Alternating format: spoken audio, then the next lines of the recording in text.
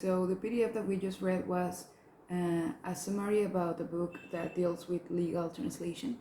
And this book has 8 chapters, and each chapter has its main points.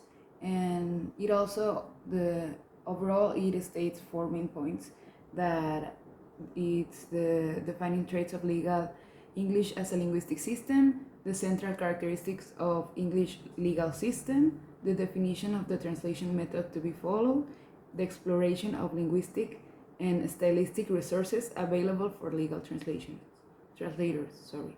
So these are the 4 main points. And then I divided that on the chapters. So in the first chapters, the first one, it explains the main defining traits of legal English as a linguistic system, and as well as the vocabulary, morphology, syntax, and everything.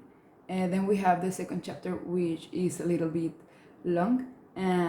It deals with the role of equivalence in translation.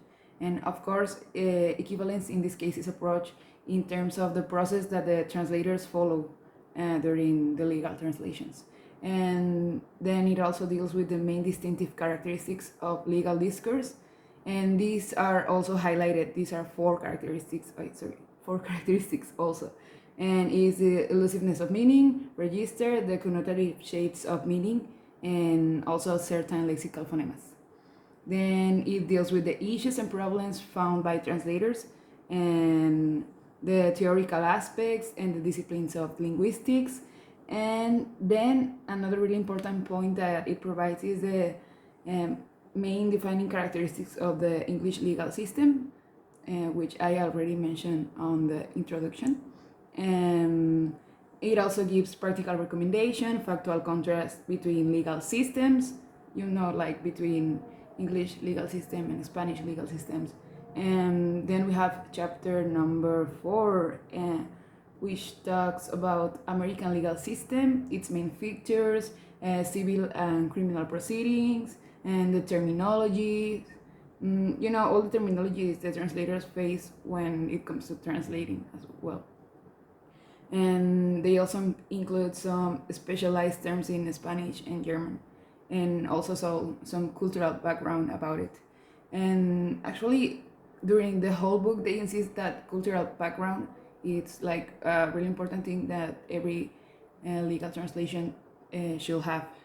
Legal translator should have. And then we have chapter 5 and 6 together. And they explain the most important terms of legal English and some problems that you will usually face during translation, and how to deal with those problems.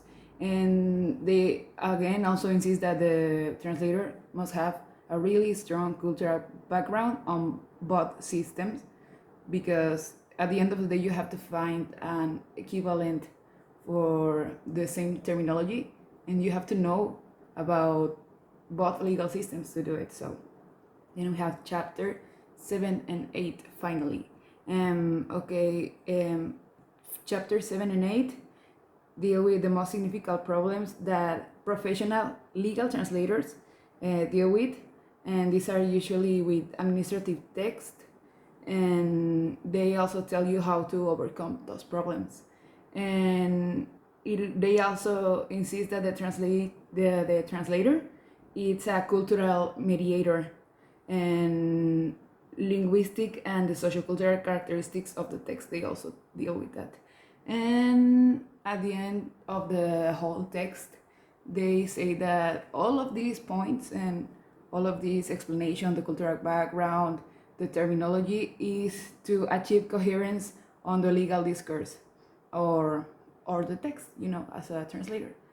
And yeah, that's all. Bye.